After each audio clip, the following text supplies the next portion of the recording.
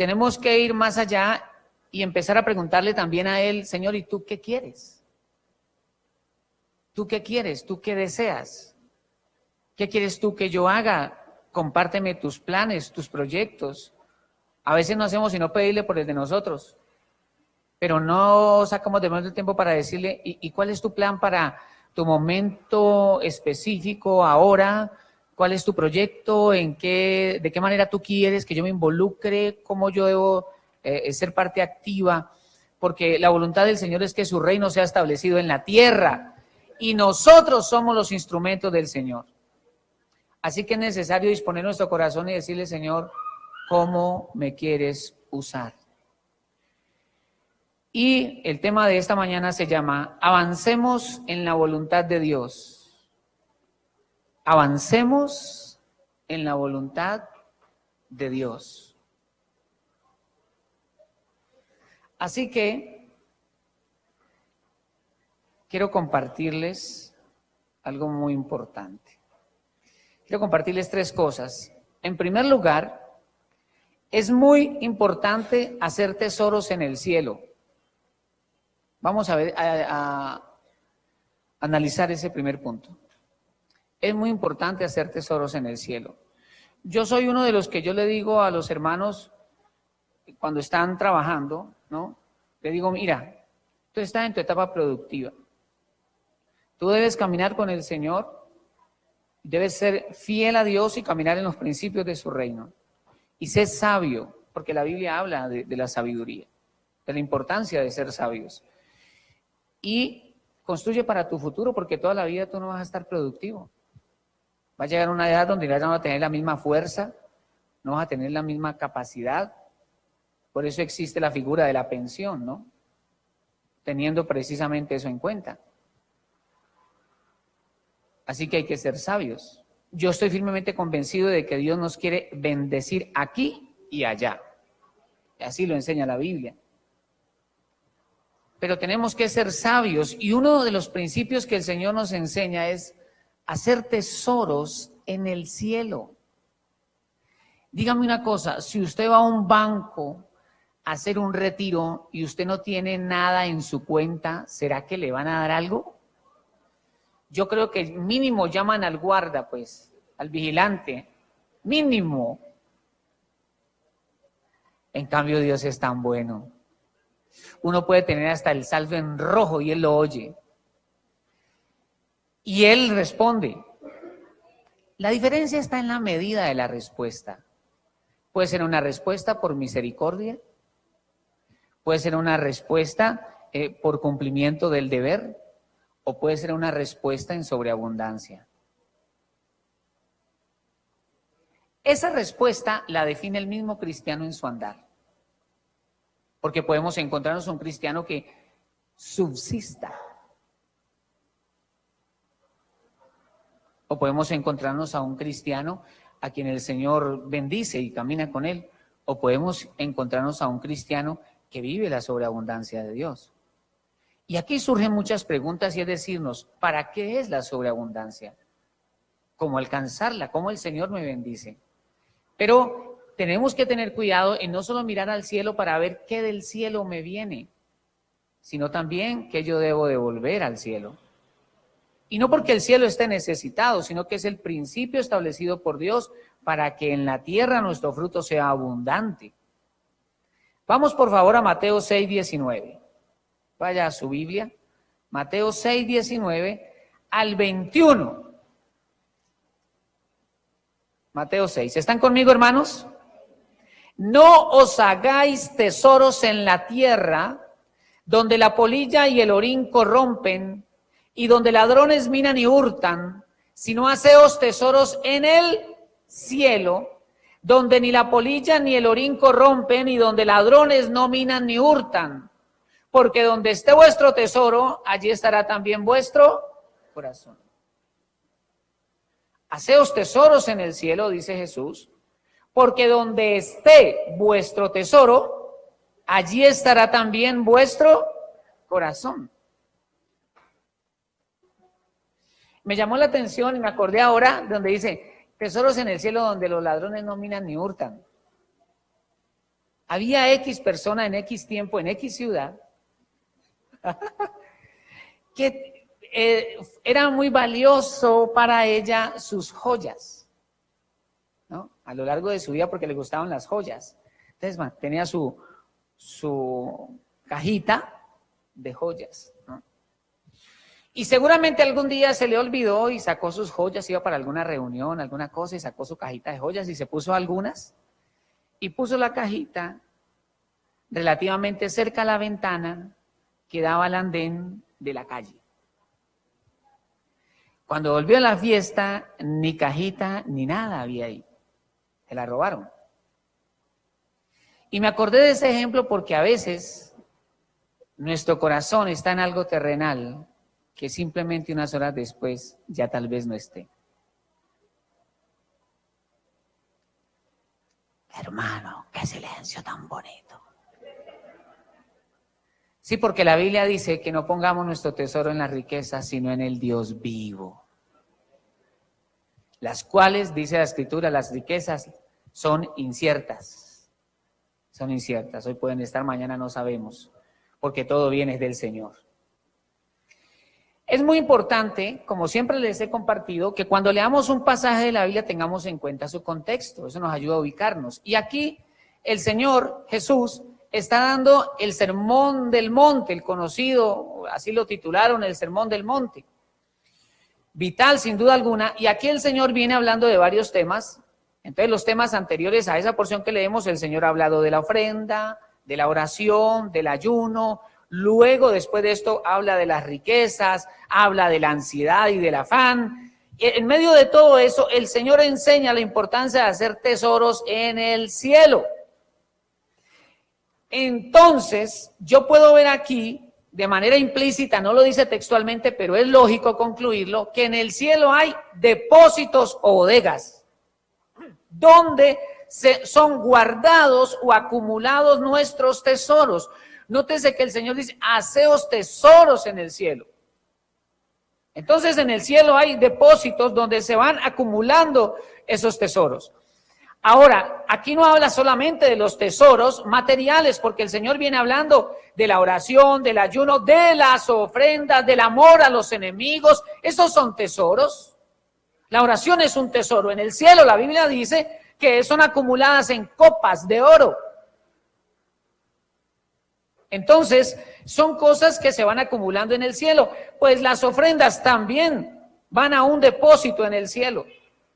Y son tesoros que muchas veces en la tierra son menospreciados, pero para el cielo son de altísimo valor. El versículo 21, Jesús dice algo tremendo y dice, donde esté nuestro tesoro, allí estará también nuestro corazón. La palabra tesoro se traduce aquí una palabra griega que tiene dos significados básicamente, además de tesoro. Significa depósito.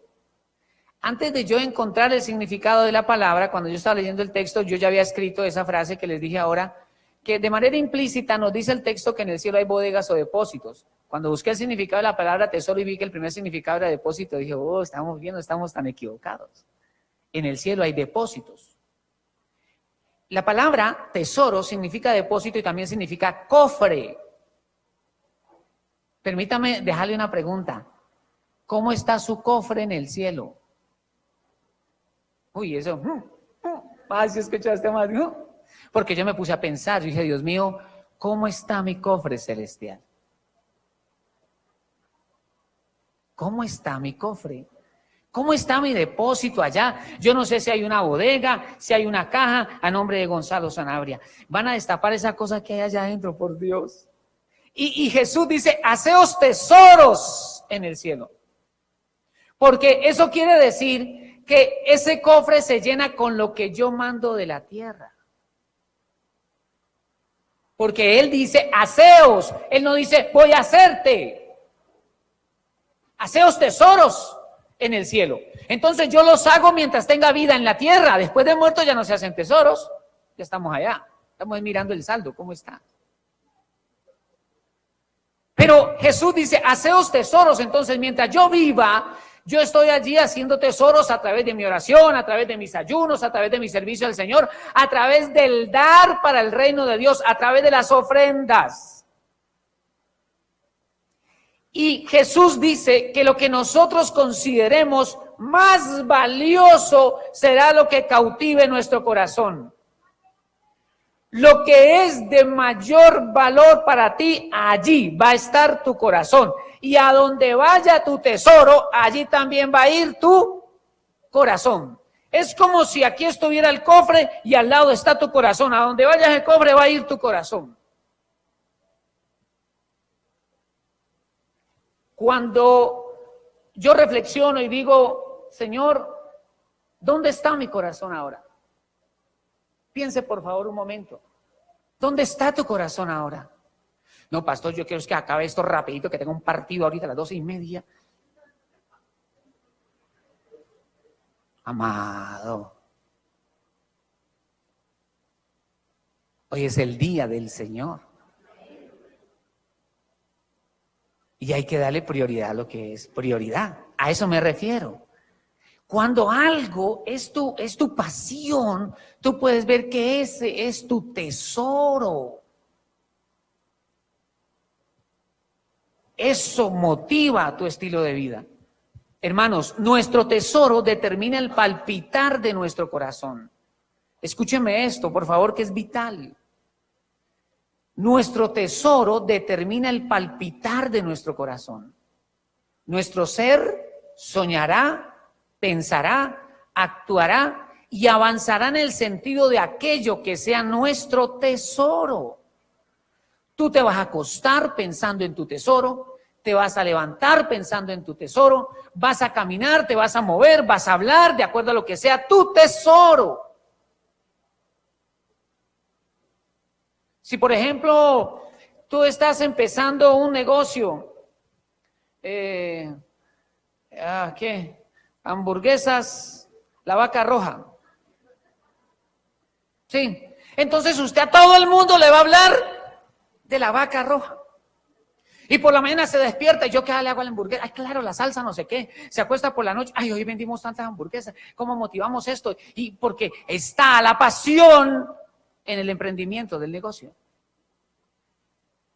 Pero cuando tu primer amor está encendido, cuando tú estás enamorado de Jesucristo, tú te despiertas pensando en Jesús, te acuestas pensando, hablando con Jesús, tu palpitar es Jesús, tu pensamiento es Jesús, tu ser se va a mover hacia Jesucristo y hacia su reino. Es algo inevitable, es un principio establecido. Tu corazón irá hacia aquello que sea tu tesoro. Por eso es que Jesús dice, haceos tesoros en el cielo, porque entonces el cristiano va a vivir y va a caminar siempre mirando al cielo, siempre pensando en el cielo. Por eso la Biblia dice, puesto los ojos en Jesucristo. Mi tesoro debe ser el Señor y su voluntad. Cuando la avaricia o lo terrenal es lo que gobierna nuestro corazón, entonces en lo terrenal y en lo material estará nuestro corazón. De pronto nos ofende el corazón cuando, es más, perdóneme que haga esto que puede sonar feo, ¿no? Pero perdóneme, me debe perdonar porque si no, no entra al cielo. De pronto usted se puede enojar, si usted es el que está empezando el proyecto de hamburguesa, la Vaca Roja, si usted está empezando el proyecto y alguien le dice, esa hamburguesa estaba como maluca. No, yo estaba como pequeñito, está como cara. Usted, también qué es lo que quiere y empieza a defender su hamburguesa. Y entonces usted habla de las virtudes de la hamburguesa y todas las cosas de la hamburguesa. Y habla todos los días de la hamburguesa. Pero en el mes, tal vez a nadie le hablas de Jesús. Yo no puedo decirte que tu tesoro sea Jesús. Yo puedo decirte que tu tesoro es la Vaca Roja. ¿Me estoy haciendo entender, amados? Cuando nuestro ser considera que lo más valioso es Jesús, que lo más valioso es su reino, que lo más valioso es su voluntad, Entonces nuestro corazón se va a dirigir hacia Él y hacia sus planes. El corazón respira los planes de Dios. El corazón palpita por los planes de Dios. Por eso vive. Y cuando nosotros nos acercamos al corazón de Dios, vemos que el corazón del Señor, el deseo de Dios es que su reino sea establecido en la tierra. Tanto que cuando enseñó a orar, dijo, por favor, cuando oren, digan, venga tu reino. Que el reino de Dios sea establecido. Entonces, buscar a Dios, buscar su voluntad y ponerla por obra es el más grande tesoro. Por eso es que nosotros encontramos esos hombres de Dios en la Escritura. Dios mío, ¿cómo nos inspiran? Cuando usted ve la vida de Pablo, la vida de Moisés, la vida de Abraham, la vida de estos profetas, uno dice, pero esta gente vivió fue para eso, vivió fue para el reino, vivió fue para Dios. Ellos lograron identificar cuál era la razón de ser de su existencia. Amados hermanos, ocuparnos de algo aquí en la tierra es importante, tiene un valor terrenal. Y te digo una cosa, después de unas décadas, la persona pasó, ya es parte de atrás, no sabemos si alguien se acordará, de pronto la familia, claro. Los nietos dirán, no, es que vea, mi abuela se llamaba, ¿cómo se llamaba mi abuela? Mi tatarabuela, mi bisabuela, ¿cómo se llamaba? Mami, ¿cómo se llamaba? Pues ya va pasando el tiempo y qué bueno aprovechar la vida para hacer algo que deje huella. Qué bueno usar la vida para hacer algo que tenga un impacto eterno. ¿Sabe? Una de las estrategias que usan los musulmanes es que llegan a un pueblo o a una ciudad y una de las primeras cosas que ellos hacen es construir una mezquita. Y tal vez a la mezquita no asista sino la familia. Pero ¿qué pasa? Poco a poco esa mezquita empieza a formar parte del paisaje cultural, de la cultura, de la vida de la ciudad, y evangelizaron la ciudad.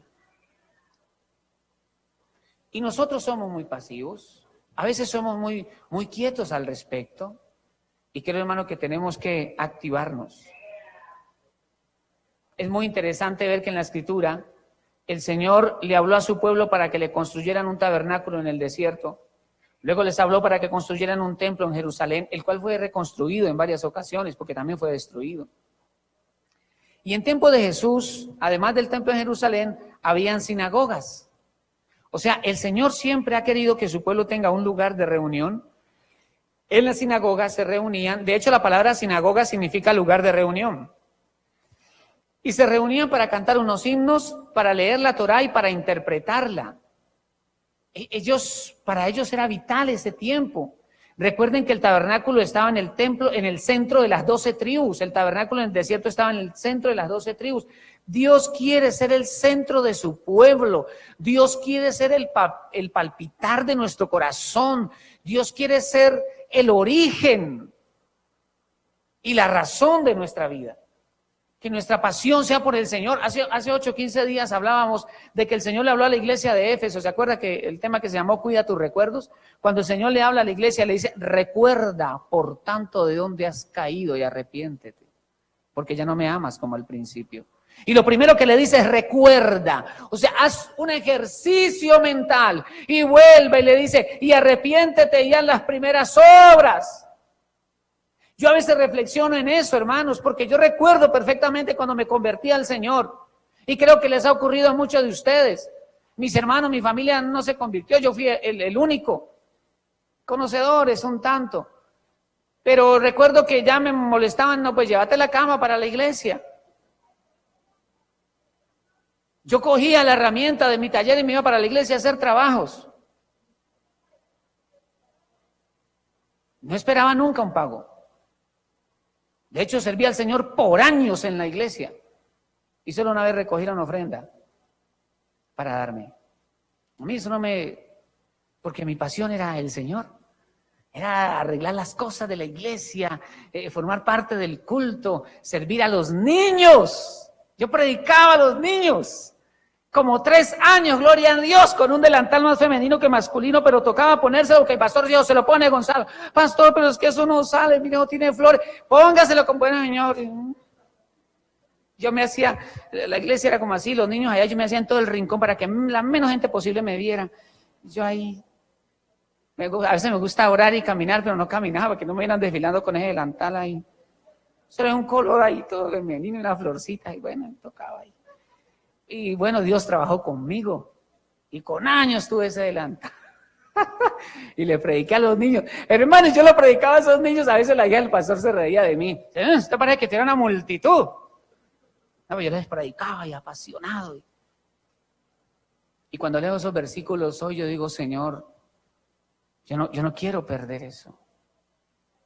Por eso a veces vengo y me pongo a barrer o llego entre los primeros, a veces me ganan los hermanos y llego como a las sillas, o sea, me gusta, me apasiona eso, me encanta y le pido a Dios que me dé fuerza y vida para que hasta cuando ya la columna vertebral esté curva, seguir haciéndolo, pero hacerle cosas al Señor. Hasta el último día me dé Dios su gracia para hacerlo. Que Dios no deje de ser nuestra pasión. Y eso implica acercarnos a su corazón y decirle, Señor, ¿qué tú quieres que yo haga?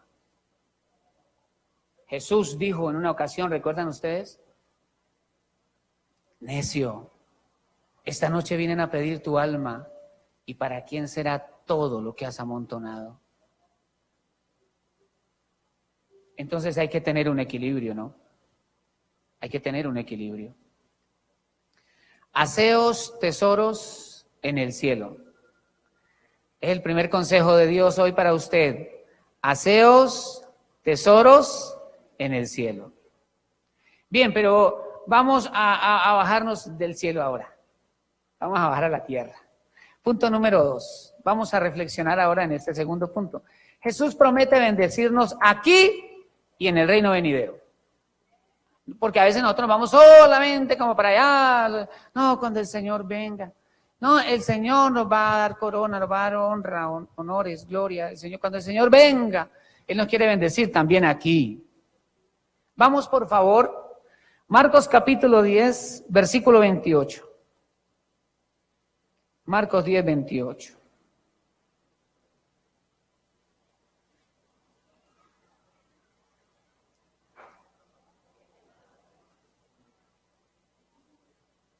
¿Están conmigo, hermanos?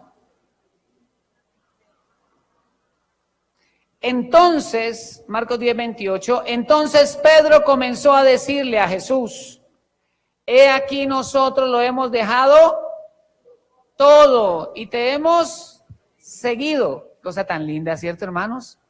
He aquí nosotros lo hemos dejado todo y te hemos seguido. Respondió Jesús y dijo, de cierto os digo. Recuerden que cuando Jesús dice esa palabra, de cierto os digo, es como decir, es más fácil que llueva para arriba. Es como decir, es imposible, esto es inevitable, es una verdad absoluta, es así. Verso 29. Respondió Jesús y dijo, de cierto os digo que no hay ninguno que haya dejado casa, o hermanos, o hermanas, o padre, o madre, o mujer, o hijos, o tierras, por causa de mí y del evangelio, que no reciba 100 veces más ahora en este tiempo. ¿Cuántas veces? 100 veces más ahora en este tiempo. Casas, hermanos, hermanas, madres, hijos y tierras con persecuciones, porque obviamente por ser hijos de Dios no siempre van a haber aplausos. Dice, y en el siglo venidero, la vida eterna. Y añade, no, pero muchos primeros serán postreros y los postreros. ¿Sabe qué está diciendo allí? Porque está hablando a los 12, dice, bueno, ustedes han sido los primeros, pero vienen unos poderosos. Y luego vino Pablo.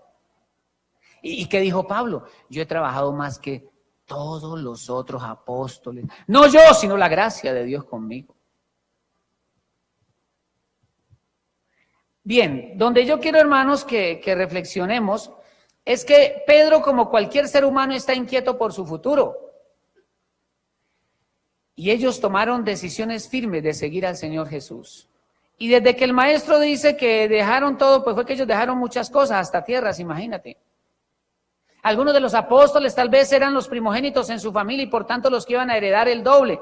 Cuando el padre de familia, judío, hebreo, moría, él dejaba una herencia. Entonces tenía 4 hijos, pero el hijo, el primogénito, recibía el doble de los demás. Y no sabemos, algunos de ellos seguramente eran los candidatos a recibir la herencia, el doble, pero decidieron seguir a Jesús. Entonces, aquí hay varias cosas en ese pasaje que podemos ver. En primer lugar, Jesús no decepciona a aquel que le sigue. Jesús no decepciona a aquel que le sigue. Dios recompensa a aquella persona que le sirve.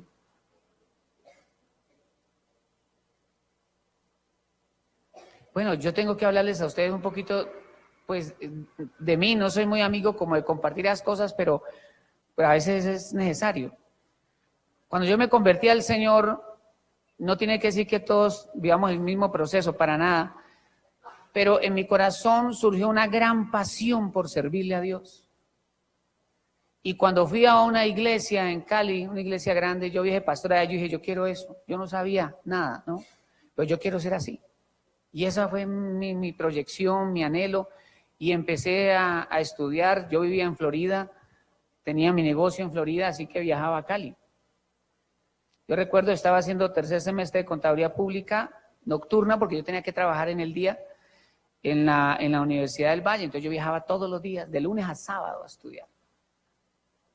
Y en el 3er semestre conocí al Señor. Y no, esa pasión por eso. Y yo dije, no, yo quiero un instituto bíblico para prepararme, yo voy a ser pastor. Y empecé a prepararme en un instituto bíblico, entonces dejé la carrera a un lado.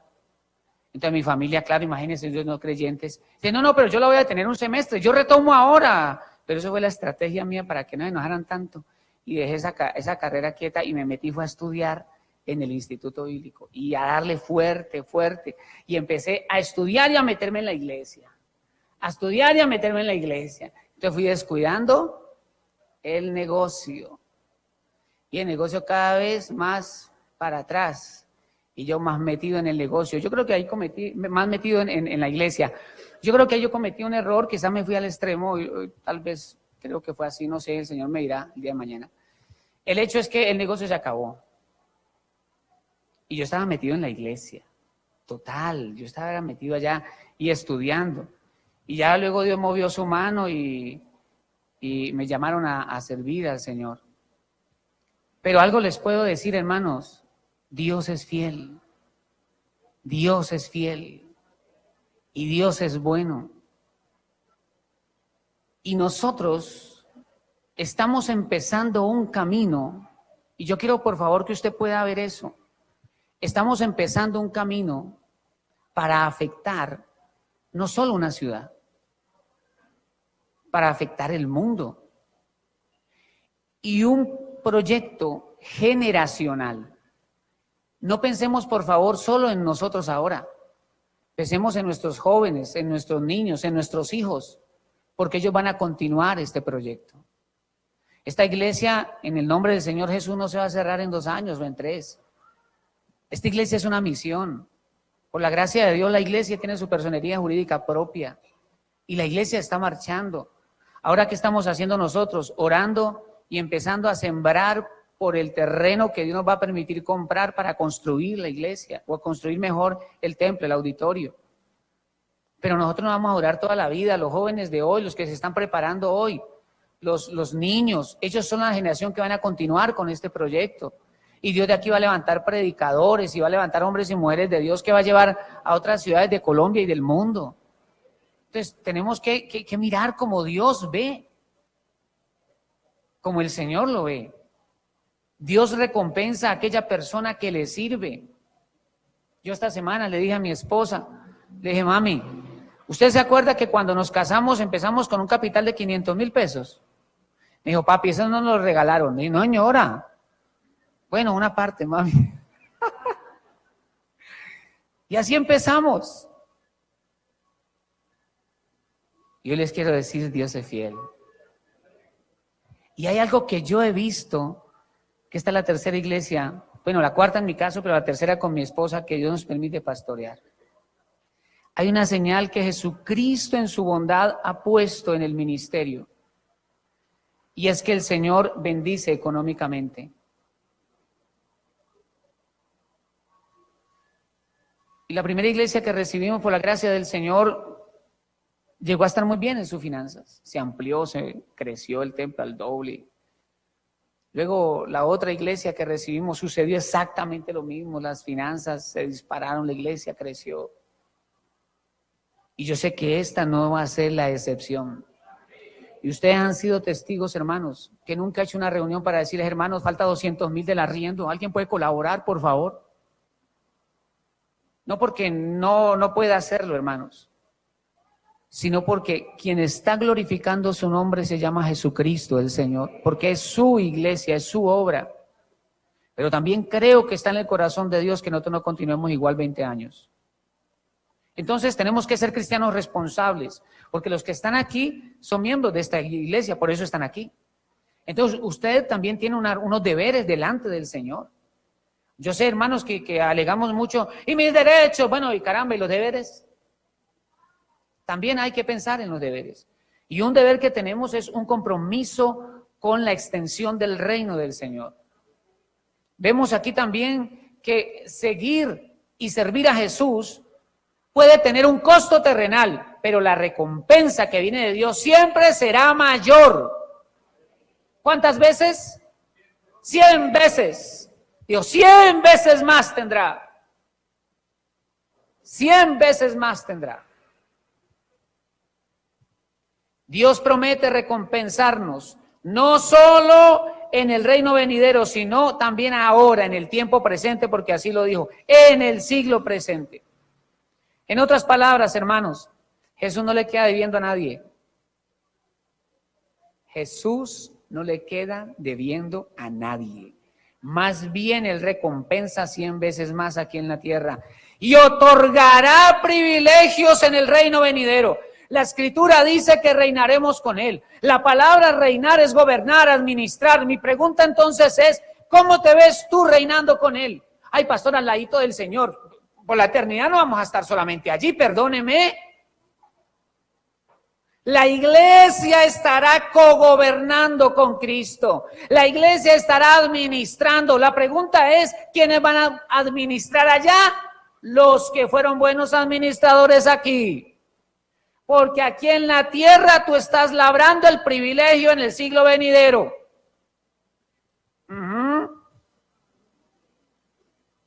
Todos somos salvos por la fe. La salvación es por la gracia, pero los galardones y los privilegios en el reino venidero es por las obras. Dice la Escritura, dice la palabra del Señor. Entonces, en la medida en que nosotros nos conducimos rectamente en la tierra delante del Señor, eso a nosotros nos augura, nos prepara privilegios en el reino venidero. Aquí sembramos, también allá cosecharemos. Y aquí también habrá cosecha, claro. Así que estamos viendo una vez más el principio de la siembra y la cosecha. Este principio hay mucha gente que le molesta, claro, porque se les toca el bolsillo.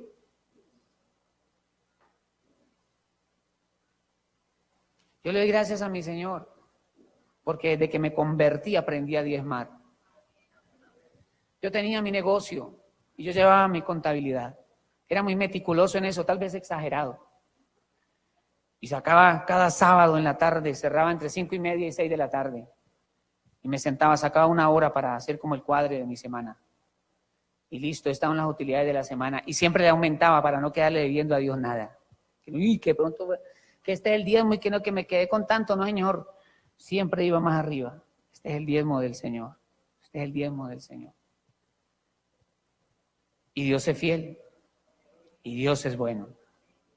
Dios ama a sus hijos y ha diseñado el modelo para bendecirlos.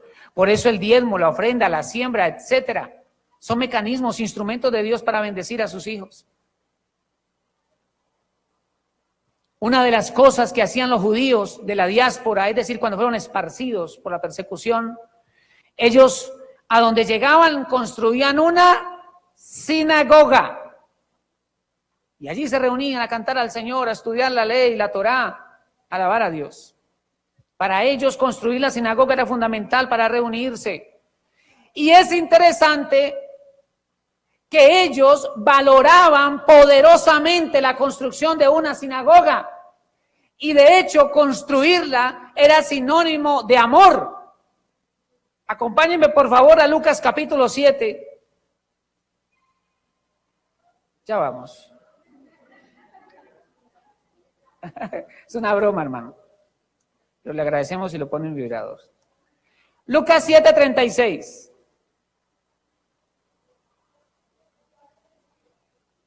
Lucas 7:36.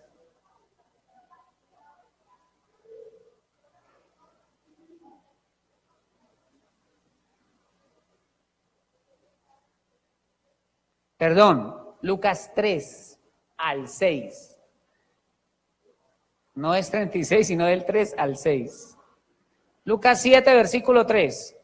¿Estamos allí, hermanos? Lucas 7:3. Se oye tan linda esas Biblias ahí volteando, se oye hermoso.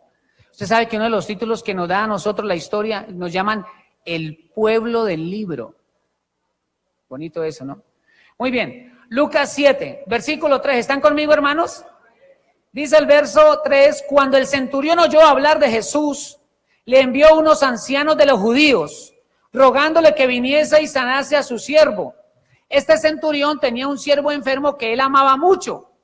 Entonces este centurión escuchó que Jesús estaba por allí y que estaba sanando a los enfermos. Entonces él llamó a los ancianos de los judíos. Él dijo, caramba, ¿y cómo me le acerco yo a este maestro? Entonces llamó a los ancianos y vea, yo les quiero pedir un favor. Era un centurión, por lo tanto era romano. Entonces él no era hebreo. Le dice, venga, ayúdenme ustedes, le dijo a los ancianos judíos, por favor, acérquense al maestro, al rabí, y le dicen que tengo un siervo que amo mucho y que está enfermo. Por favor, para que ore por él. Versículo número 4. Y ellos vinieron a Jesús y le rogaron con solicitud, diciéndole, ojo a lo que dijeron ellos, es digno de que le concedas esto, porque ama a nuestra nación y nos edificó una sinagoga. Ajá. ¿Cómo le quedó el ojo? Entonces usted va a leer en su casa que Jesús dijo, vamos. Y le sanó al siervo. Entonces yo estoy viendo ahí en ese pasaje que esa siembra de ese centurión fue una expresión de amor, porque los ancianos le dijeron, y sabe, Señor, Él ama a nuestra nación.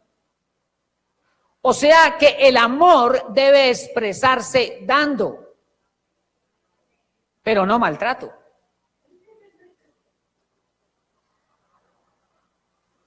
Sí, porque a veces no falta el muérgano que le da a la esposa, y es porque la amo, mija. Sin vergüenza. Ese amor del centurión lo llevó a dar una sinagoga. El amor del Padre lo llevó a dar a su Hijo, porque de tal manera amó Dios al mundo que dio a su Hijo. Entonces el amor da. Ay, pastor, yo amo la iglesia, pero no, ahorita no podemos dar, no. Venga, ¿y cuál es el proyecto? No, estamos empezando a sembrar para la compra de uno. Ay, que el Señor los bendiga, que le vaya bien, aleluya, santo. Yo siento que el Señor les va a dar eso es de Dios. Y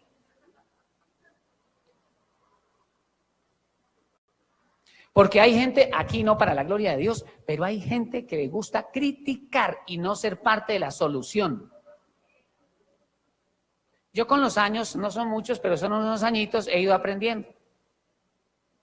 Cuando un hermano me dice, pastor, las lamparitas están como feitas. Sí, es que eso es como el año 60. Digo yo, ay hermano, lo único que nos hace falta unos milloncitos y las cambiamos, yo mando eso a cambiarlo. Y me quedé mirándole. Claro. Ahí sí, se acabó el comentario. Señor de la gloria.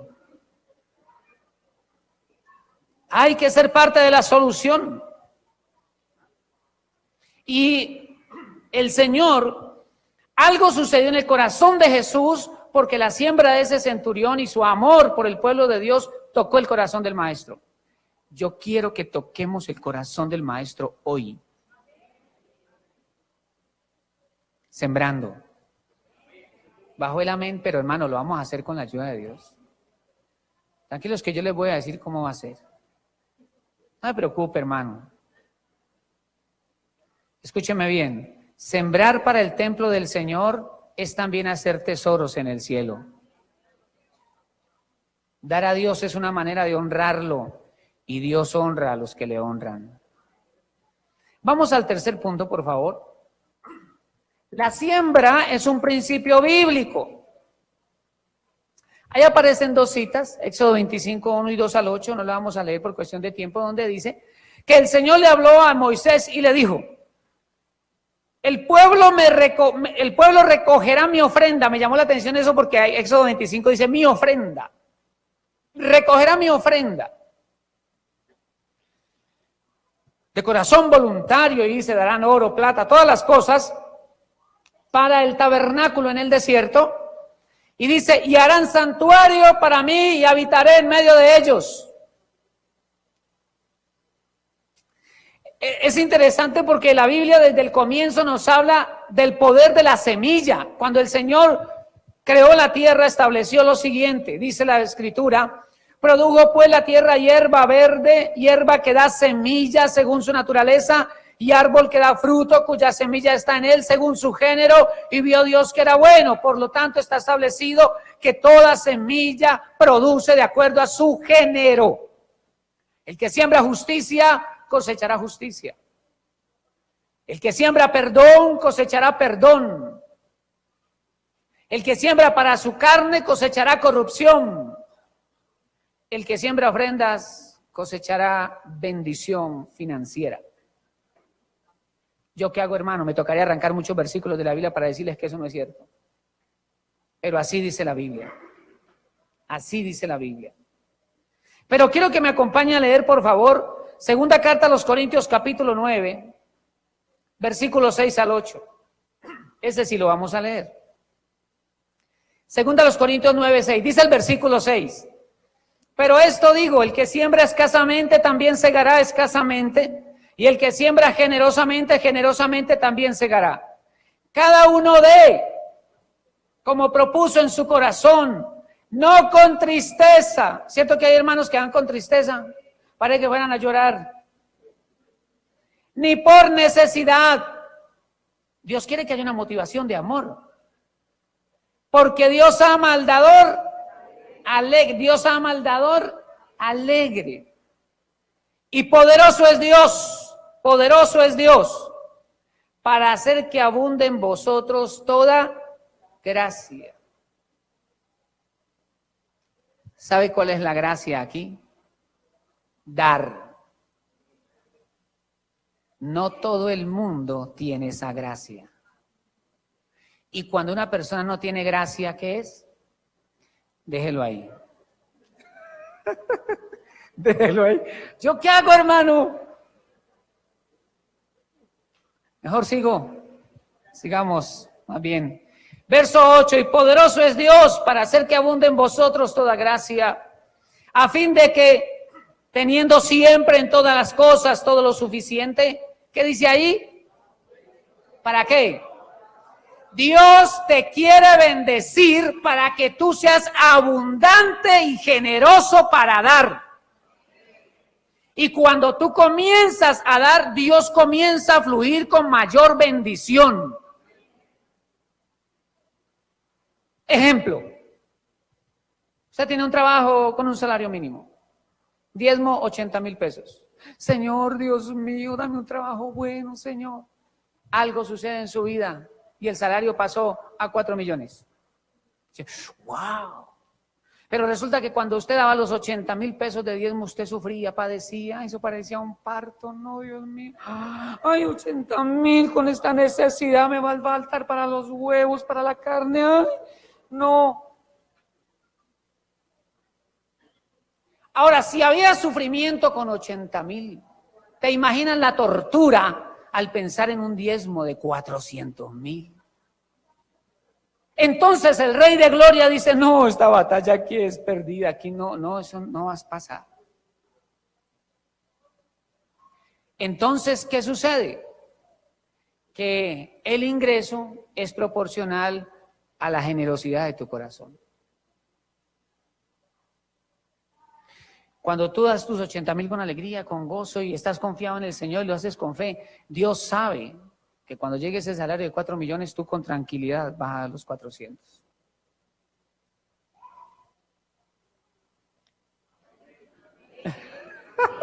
Tranquilo, hermanos, que en estos años de pastorado yo sé que esto no arranca aplausos, esto no arranca amenes, yo sé, pero yo tengo que hacer lo que dice la Biblia que hacía Pablo, les tengo que enseñar todo el consejo de Dios.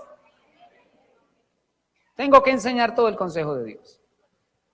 Y por eso el Señor dice, Él hará que ustedes abunden en toda gracia, para que abunden en toda buena obra. Versículo número 9, como está escrito, repartió Dios a los pobres, su justicia permanece para siempre. Verso 10, y el que da semilla al que siembra, Dios va a dar semilla al que siembra. El que siembra no tiene, pero Dios le va a dar semilla para que siembre. Lo que estamos haciendo, hoy no vamos a recoger una ofrenda literal, hoy usted no va a echar un billete en la talega, no vamos a recoger ofrenda, tranquilo. Ay, gloria a Dios, pastor, yo pensé. Ay.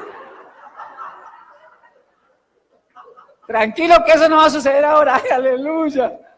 Señor es bueno. Hoy vamos a hacer un compromiso para sembrar durante los siguientes 4 meses. Extenso hasta diciembre, pero vamos a procurar, porque vamos a orar para que Dios nos bendiga en los siguientes 4 meses. Y estoy caminando en eso. Él da semilla al que siembra. Pastor, pero yo no tengo. Él te va a dar la semilla. Dice, verso 10, y el que da semilla al que siembra y pan al que come. Él da pan al que come. O sea, uno se come el pan, no la semilla. Si Él te manda la semilla, no te la comas. Es la semilla.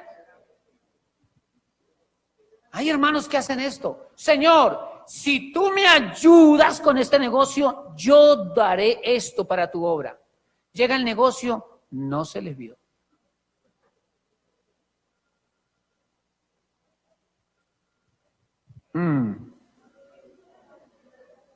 Y es triste porque el compromiso aquí es con Dios, no es con uno.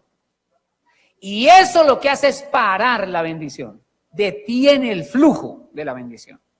Y el que da semilla al que siembra y pan al que come, dice la palabra, proveerá y multiplicará. Dios multiplicará, Dios multiplicará.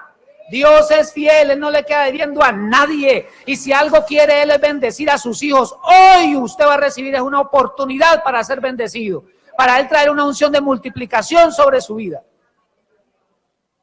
Dios no le queda debiendo a nadie. Y en este caminar ministerial yo a veces hablo con mi esposa y le digo a ella, mira el caso de fulano, de perencejo, de sutanejo. Tal vez hubo momentos de crisis, pero mira que Dios los bendice. Porque Dios no pasa por alto sus principios. Dios no pasa por alto su palabra. Él proveerá y multiplicará vuestra sementera y aumentará los frutos de vuestra justicia. ¿Sabe qué es un fruto? Algo que se ve. Entonces ya no tengo que decirlo. Sencillamente se va a ver.